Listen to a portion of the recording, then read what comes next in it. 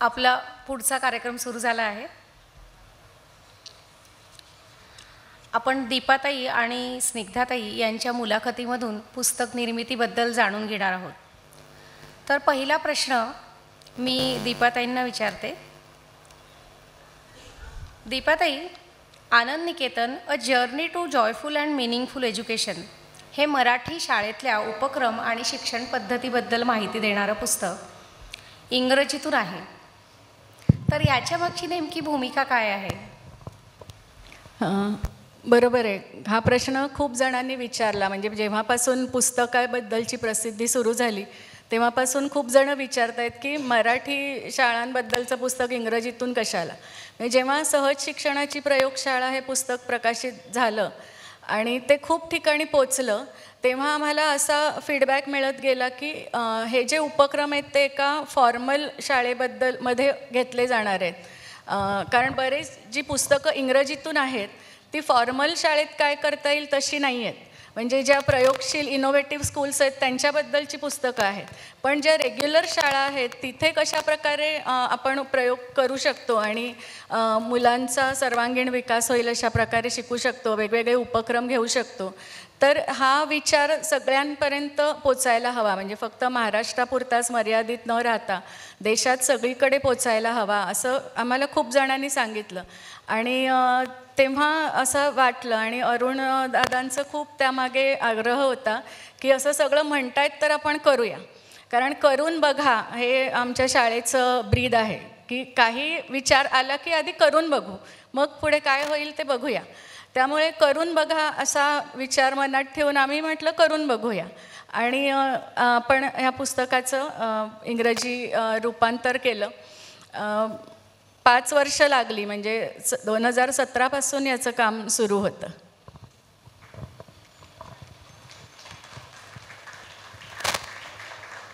पुढचा प्रश्न स्निग्धाला विचारते. स्निग्धा, तू खरं म्हणजे उद्योजक आहेस आणि मग ह्या पुस्तकाचं संपादन किंवा निर्मिती करावी असं तुला कसं काय वाटलं किंवा इकडे तू कशी काय वळालीस? यामागची नेमकी प्रेरणा काय हे मला विचारावंसं वाटेल. हॅलो, ह्याचं उत्तर ॲक्च्युली अरुण काका हेच आहे. माझं पहिलं पुस्तक वाचून त्याला प्रतिक्रिया द्यायची होती तेव्हा त्यांनी मला वेळ मागून फोन केला आणि खूप सविस्तर त्यांनी प्रतिक्रिया दिली, माझं कौतुक केलं आणि मला विचारलं की मग आता पुढे काय, लिहित राहणार आहेस ना? तर लिखाणाची चटक ही मला पहिल्या पुस्तक लिहितानाच लागली होती. पण जेव्हा त्या पुस्तकाचं संपादन झालं त्यावेळेला मी हा निर्णय पक्का केला होता की मी ह्याच्यानंतर लिहित राहीनच. त्यामुळे मला कुठले विषय आवडतात किंवा मला कशावर लिहायला आवडेल, कसं लिहायला आवडेल ह्याचे विचार सुरू झाले होते. शिक्षण किंवा शिकणं, लर्निंग हा माझ्या टॉप 3 कायमच येत गेला. आणि जेव्हा मला अरुण काकांनी असा प्रश्न विचारला तेव्हा मी अगदी हो म्हणजे काय, मी आता लिहिणं थांबवणारच नाही आहे असं म्हटल्यावर त्यांनी माझ्यावर एक बॉम्बस्फोट टाकला. तो मला म्हणाला की ह्या पुस्तकावर तू काम करावंस अशी माझी इच्छा आहे. तर खूप जास्ती आनंद आणि दचकणं हे एकाच वेळेला होऊ शकतं हे मला त्या दिवशी कळलं. त्यांनी मला सांगितलं की ह्याच्यावर जर तू काम करणार असशील तर आम्हाला खूप आवडेल. आणि तेव्हापासून माझे जे काही सगळ्यांबरोबरचे चर्चासत्र झाली किंवा मी आनंद निकेतनमध्ये खूप वेळा येऊन गेले त्याच्यानंतर ह्याच्यानी मला इतकं काही मिळालं आहे की त्याला प्रेरणा वगैरे असं मी उत्तर देऊच शकत नाही, कारण मलाच इतकं जास्ती मिळालं आहे. आणि अरुण काकांनी मला विचारल्यानंतर नाही म्हणण्याचा प्रश्नच येत नव्हता. तो आज नाही आहे ह्याचं मला खूप वाईट वाटतं आहे. आणि ह्या पुस्तक ज्याचं ड्रीम होतं, ज्यांनी ह्याला ॲक्च्युली चालना दिली तोच आज नाही आहे. पण तरी जसं मगाशी कोणीतरी म्हणालं की त्याला कळतं आहे की हे त्याला हवं तसं झालं आहे, त्यामुळे त्याचा मला आनंदही आहे. धन्यवाद. पुढचा प्रश्न दीपाताईंना विचारते. एकतर ह्या पुस्तकातल्या आशयाबद्दल आम्हाला थोडक्यात सांगा आणि दुसरं म्हणजे हे पुस्तक आकर्षक व्हावं, वाचकांना खिळवून ठेवावं. आजकालच्या मोबाईल आणि स्क्रीनच्या काळामध्ये हे पुस्तक लोकांनी हातात धरावं यासाठी तुम्ही काय प्रयत्न केले हे आम्हाला जाणून घ्यायला आवडेल. पुस्तकाच्या आशयाबद्दल सांगायचं तर हे पुस्तक पालक आणि मुलांसाठी आणि शिक्षकांसाठी आहे. पालक आणि शिक्षकांसाठी जास्त. यामध्ये आनंद निकेतन शाळेमध्ये वेगवेगळ्या विषयांतर्गत म्हणजे अभ्यासाचे विषय आणि एक्स्ट्रा करिक्युलर ॲक्टिव्हिटीज आणि को करिक्युलर ॲक्टिव्हिटीज ज्या काही होतात, ज्या क्षेत्रभेटी होतात, त्या सगळ्याबद्दल आमच्या शिक्षकांनीच लिहिलेलं आहे. म्हणजे ज्यांनी प्रत्यक्षात ते उपक्रम घेतले, करून पाहिले, त्या शिक्षकांनी आपण काय केलं, त्यात आपल्याला काय अनुभव आले, मुलांचे रिस्पॉन्सेस कसे होते, हे सगळं त्या शिक्षकांनी स्वतः लिहिलेलं आहे. म्हणजे इथेही आधी केले आणि मग सांगितले असा दृष्टिकोन आहे. असं काहीतरी हवेतलं नाही आहे की असं करा तसं करा, असं नाही. तर आम्ही हे प्रत्यक्ष केलं आहे आणि ते अशा प्रकारे राबवता येऊ शकतं हे आम्हाला कळल्यानंतर आम्ही ते पुस्तकामध्ये लिहिलं आहे. त्यामुळे या पुस्तकाचा आशय हा असा आहे, म्हणजे जर पालकांना यातला काही उपक्रम आपल्या मुलांसाठी करून बघायचे असतील तर ते स्वतंत्रपणे करू शकतात. शाळांना जर शिक्षकांना ते उपक्रम करून बघायचे असतील तर शिक्षक ते त्यातले लेख वाचून आणि थोडी स्वतः त्याच्यावर काम करून ते उपक्रम करू शकतात.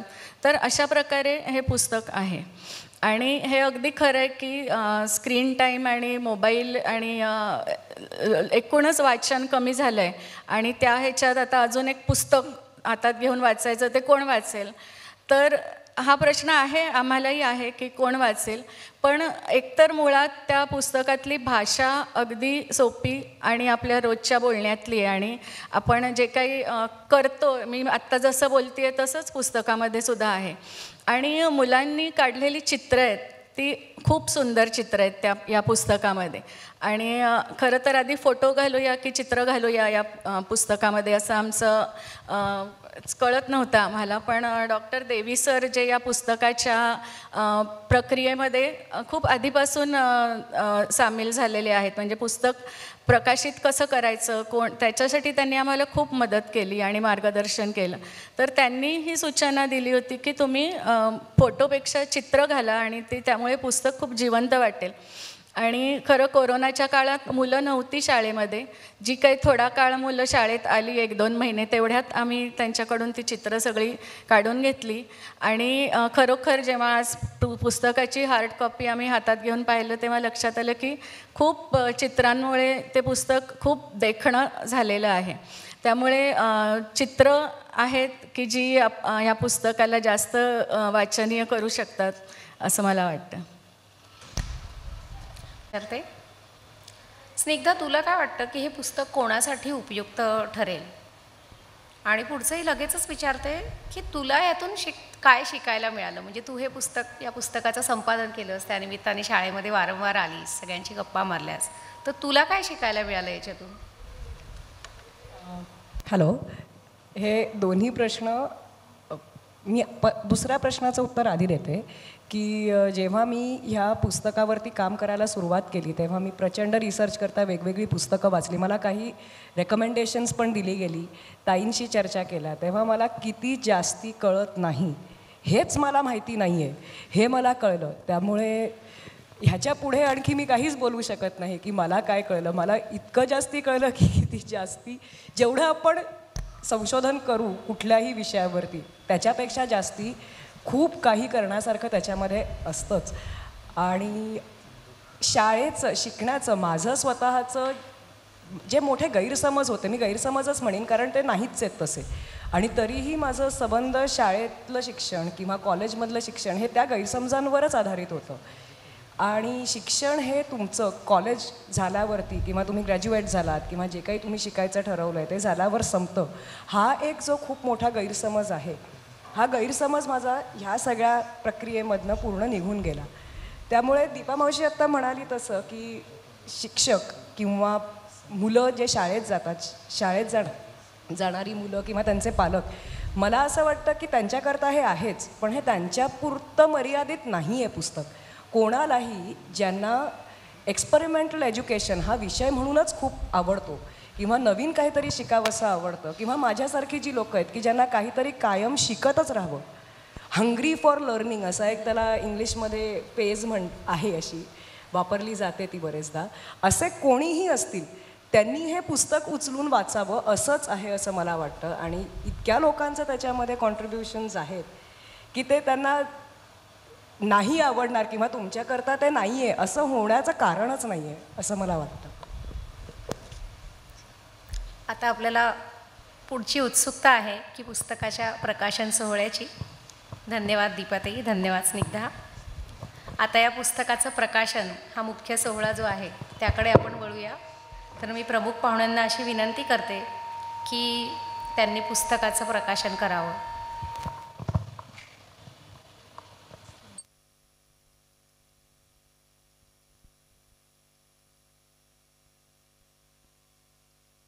झलक आपल्याला LED स्क्रीनवर दिसणार आहे.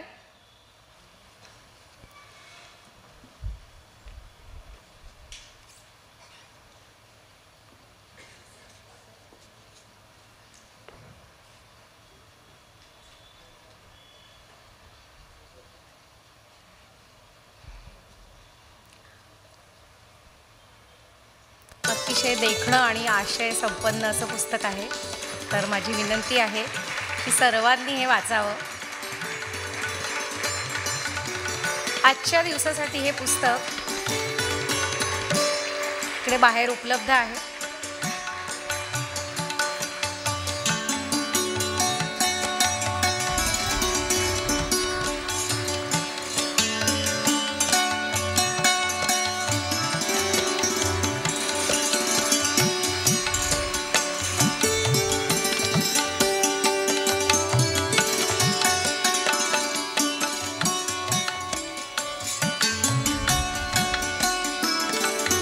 अगदी थोडी झलक आपण आपल्या पडद्यावर बघणार आहोत या पुस्तकाची झलक.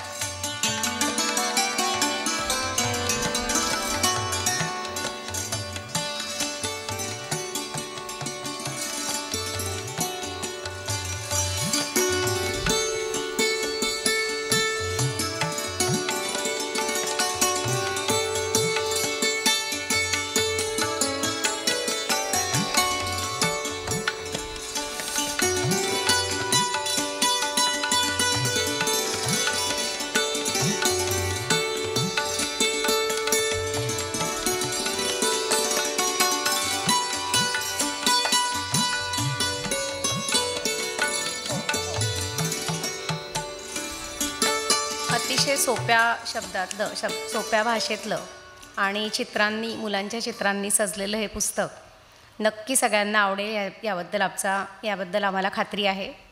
आणखीन एक की ह्या पुस्तकाच्या निर्मितीमध्ये दीपाताई आणि स्निग्धा याचप्रमाणे श्रीयुत संदेश भांडारे पुण्याचे यांचा खूप मोलाचा सहभाग आहे.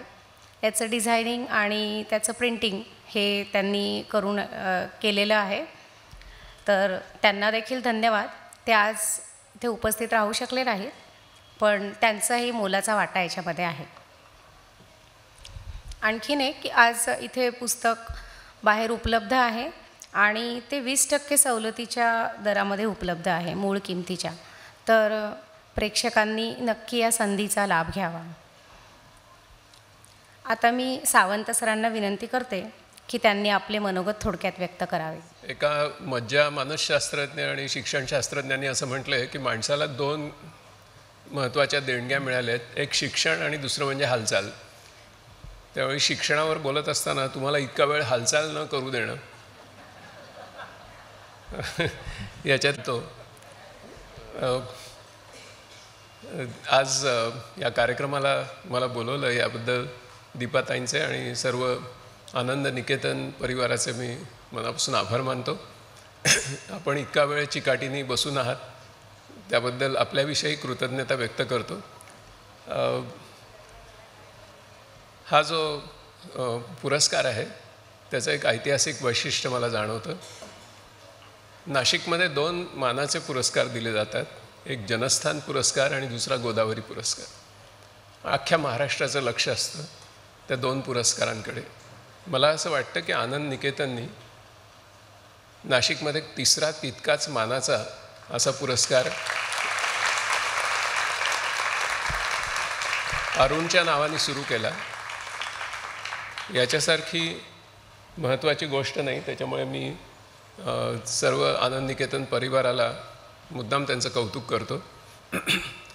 जे 2 पुरस्कार दिले गेले आणि आनंद निकेतन या 3 शाळांचं मला जे वैशिष्ट्य जाणवलं ते हे आहे की या 3ही शाळांच्या मागे एक तत्त्वज्ञ असे मार्गदर्शक यांना लाभलेले आहेत. नर्मदा जीवनशाळेच्या मागे मेधा आहेत, यांनी अख्खं जीवन समर्पित केलेलं आहे. आमच्या पैगंबरच्या शाळेमागे अरुण देशपांडे आणि सुमंगल देशपांडे हे एखाद्या तत्त्वज्ञासारखे त्यांच्याबरोबर आहेत. गेले कित्येक 20 वर्ष मी पैगंबरचं काम बघतोय. आणि त्याचबरोबर आनंद निकेतनच्या मागे अरुण ठाकूर आहे. त्याच्यामुळे मी त्यांना पुरस्कारार्थी असा शब्द वापरणार नाही, मी त्यांना पुरस्कार योग्य असं म्हणीन. आणि हे पुरस्कार योग्य का होतात? हे पुरस्कार योग्य का होतात तर त्यांची मुळात तात्विक बैठक खूप महत्त्वाची असते, हे आपण लक्षात घेतलं पाहिजे. मला त्याच्यामुळे याच्या पुढे पुरस्कार कोणाला द्यावेत तर याचा काही अल्गोरिथम सापडतो का असा मी विचार करत होतो. कारण पुरस्कार कोणाला द्यावेत हे शोधणं खूप कठीण असतं. आणि मग जिथे अशी तात्विक बैठक चांगली जमलेली आहे त्या शाळांचा आपल्याला विचार करता येईल का? या तिन्ही शाळांचा जो वारसा आहे तोही आपण नमूद केला पाहिजे. तो मॉन्टेसरी बाईंपासून सुरू होतो. गिजूबाई बधेका, ताराबाई मोडक, अनुताई वाघ, लीलाताई पाटील, रमेश पानसे, अरुण, असे एक परंपरा आहे. आणि ही जरी मॉन्टेसरी बाईंकडून आली तरीसुद्धा मुसोलिनीचे अत्याचार सुरू झाल्यानंतर मॉन्टेसरी बाईंनी ठरवलं की गांधींच्या भारतात जाऊन मी राहीन, म्हणून 10 वर्ष त्या भारतामध्ये राहिल्या. त्यामुळे एक प्रकारची भारतीय परंपरा आहे, वैज्ञानिक परंपरा आहे, शास्त्रीय परंपरा आहे आणि आपल्या मातीमध्ये रुजलेली अशी परंपरा आहे. आणि त्या परंपरेचा हा गौरव आहे आणि ती परंपरा पुढे नेण्याची एक प्रकारचं ह्याच्यामध्ये एक आश्वासन आहे असं मी समजतो. या लोकांचं वैशिष्ट्य असं शॉनी मॅन अँड सुपरमॅन नावाचं नाटक लिहिलं. त्याच्यामध्ये शॉ असं म्हणतो की reasonable men adapt themselves to the world, unreasonable men make the world adapt to themselves, hence all progress is due to unreasonable men. म्हणजे अशी अनरिझनेबल माणसं आणि नंतर मग ह्यांनी जे कार्य केलं ते आपल्याला मग सगळं रिझनेबल वाटायला लागतं, कारण ते समाज बदलून दाखवतात. अरुणचं तसंच कार्य होतं. आणि अरुणची माझी शेवटची भेट अरुणला अनिल अवचटांनी ज्यावेळी संघर्ष सन्मान पुरस्कार दिला त्या कार्यक्रमात झाली.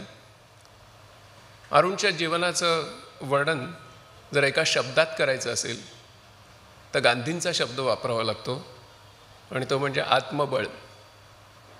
सर्वशक्तिमान असं ब्रिटिश एम्पायर समोर असलं तरी गांधींनी कोणालाही सांगितलं नाही की तुम्ही माझ्या मागे या, मी माझ्या आत्मबळाने या साम्राज्यावर विजय मिळवीन. हा जो आत्मबळ प्रत्येक मनुष्याकडे आहे आणि ते आत्मबळाचं भान निर्माण करणं हे खरं शिक्षणाचं काम. जे पुस्तक लिहिलं गेलं आहे ते पुस्तक नसून खरं म्हणजे ग्रंथाची योग्यता त्याला आहे. पुस्तकाविषयी बोलणं हे थोडंसं अप्रस्तुत असतं. ओशोंनी त्यांच्या एका प्रवचनामध्ये असं म्हटलं आहे, म्हणजे अबाउटिझम नावाचं जे तत्त्वज्ञान आहे, about love is not love.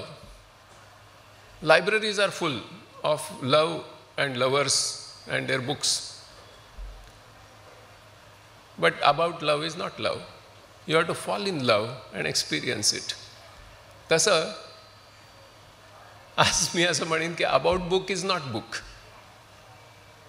You have to purchase the book, read it, experience it and live it. Okay. त्यामुळे पुस्तकाची किंमत 600 रुपये आहे. 20% सवलत घेऊ नका. 600च्या 600 रुपये द्या आणि त्याचं प्रत्येक पान वाचा. एक एक कहाणी आहे. एकच सांगीन, खूप सांगणार होतो पण एकच सांगीन. याचं कारण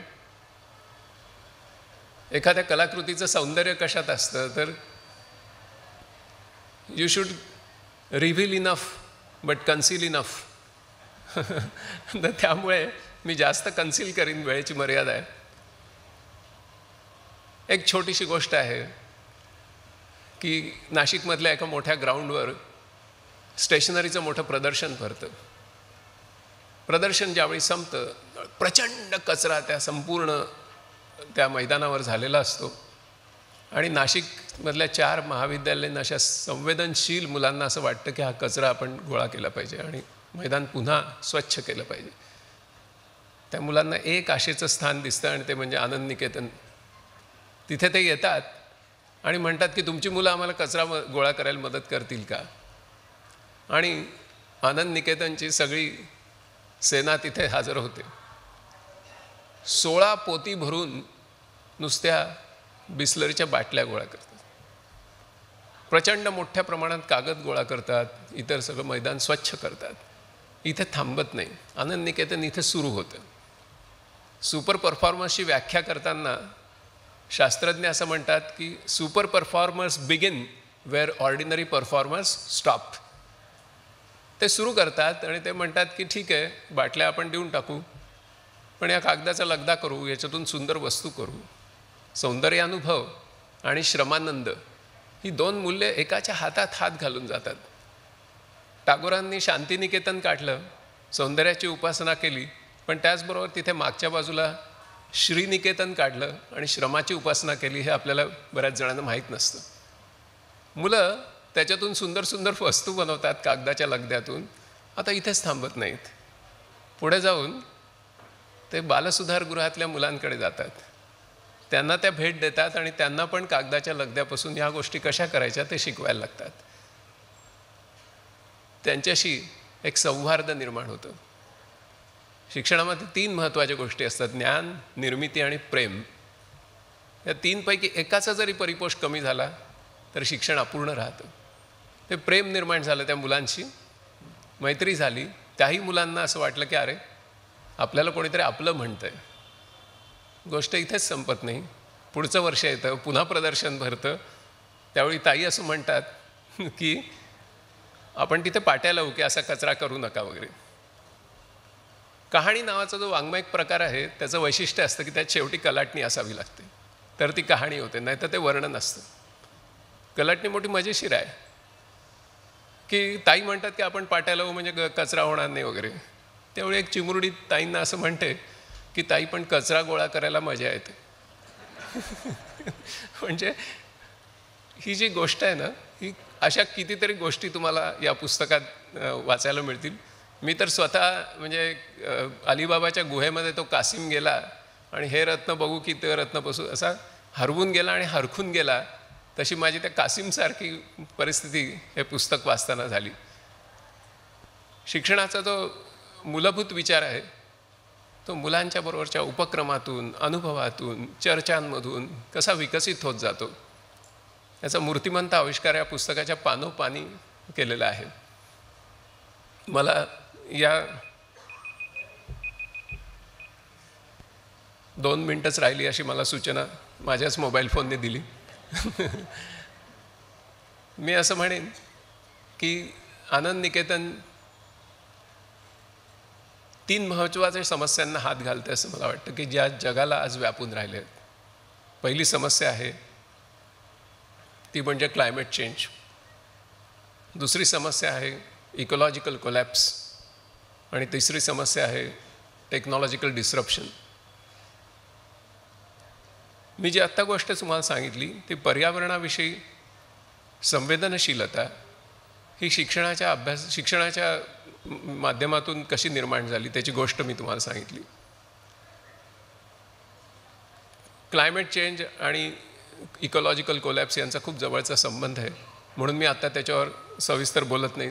तुम्ही पुस्तक वाचल्यावर तुम्हाला कळेल. टेक्नॉलॉजिकल डिस्रप्शन असा एक काळ येतो आहे की कृत्रिम बुद्धिमत्ता ही मानवी बुद्धिमत्तेला आव्हान देईल का. बरेचसे रोजगार कृत्रिम बुद्धिमत्ता हिरावून घेईल असा एक काळ आपल्यासमोर आहे. इंडस्ट्रियल रेव्होल्यूशननी एक वर्किंग क्लास निर्माण केला, तसं आर्टिफिशियल इंटेलिजन्स एक अनवर्किंग क्लास निर्माण करेल असं तत्त्ववेत्यांना वाटतं. भविष्यवेध घेणाऱ्यांना वाटतं. अशा वेळेला शिक्षणाचा अजेंडा काय असला पाहिजे, तर मानवी बुद्धिमत्तेची तद्दन किंवा व्यवच्छेदक अंगभूत अशी वैशिष्ट्ये जी आहेत त्यांचा पूर्ण परिपोष विद्यार्थ्याच्या व्यक्तिमत्वामध्ये झाला पाहिजे. मग मानवी बुद्धिमत्ता आणि कृत्रिम बुद्धिमत्ता यांची एक टिकाऊ अशी भागीदारी तयार होऊन एक नवं जग निर्माण होणार आहे. त्याच्यामुळे माणसांचे रोबो करणारं जे शिक्षण आहे ते कालबाह्य होईल आणि माणसाला अधिक चांगला माणूस बनवणारं शिक्षण हे कालसुसंगत राहील. आणि त्या दृष्टीने मला असं वाटतं की आनंद निकेतन हे खूप महत्त्वाची गोष्ट करत आहे.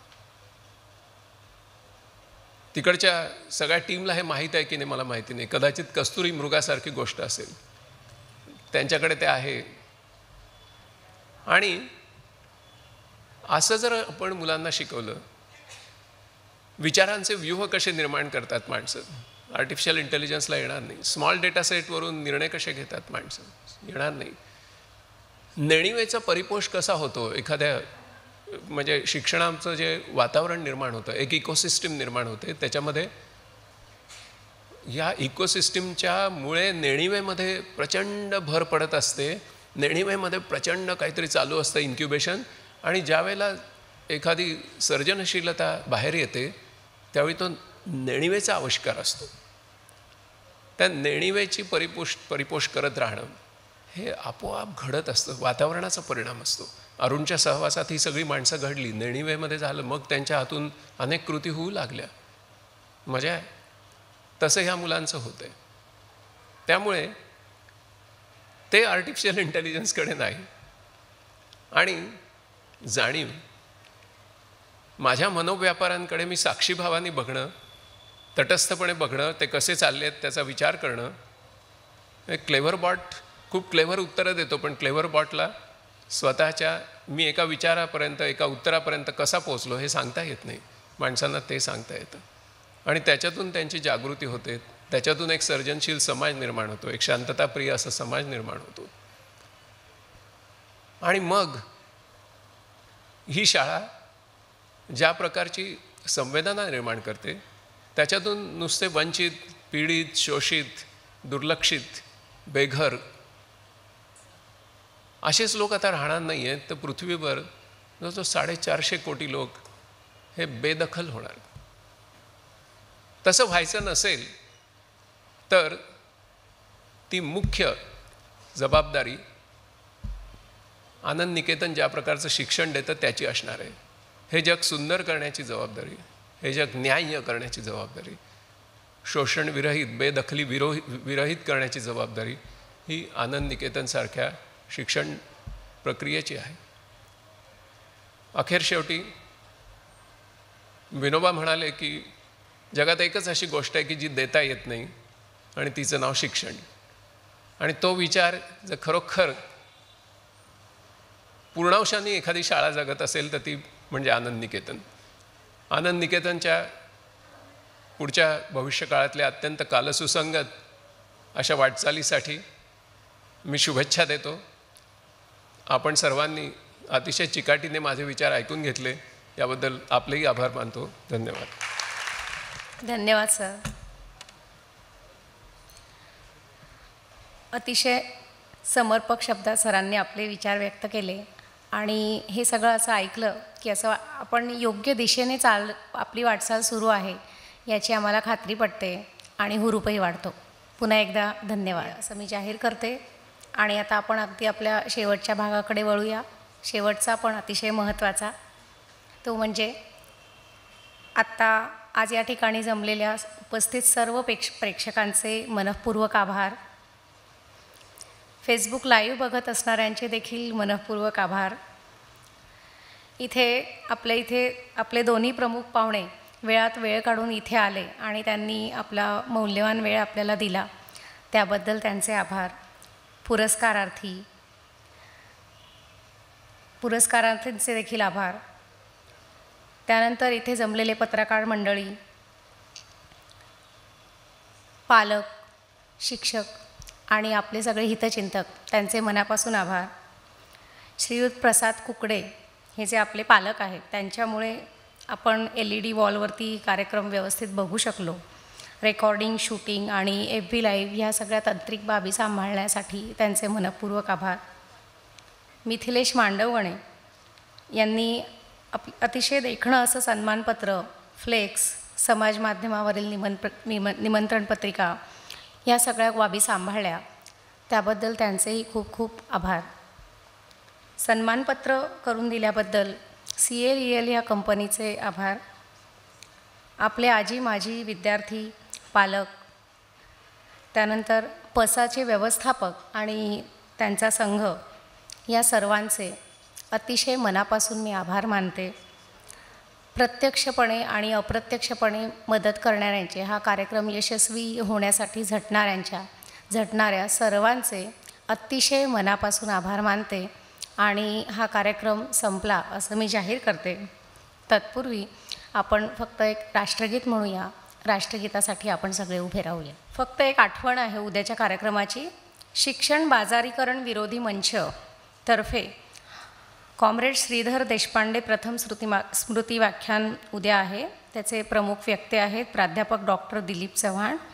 ऑनलाईन शिक्षण, कुणाचे हित कुणाला संधी हा विषय आहे आणि उद्या म्हणजे 23 एप्रिल 2022 रोजी संध्याकाळी 6 वाजता परशुराम सायखेडकर मंदिर म्हणजे येथेच हा कार्यक्रम होणार आहे. सर्वांनी नक्की उपस्थित करूया. जनगण मन अधिनायक जय हे भारत भाग्य विधाता. पंजाब सिंध गुजरात मराठा द्राविड उत्कल वंग. विंध्य हिमाचल यमुना गंगा उच्छल जलधि तरंग.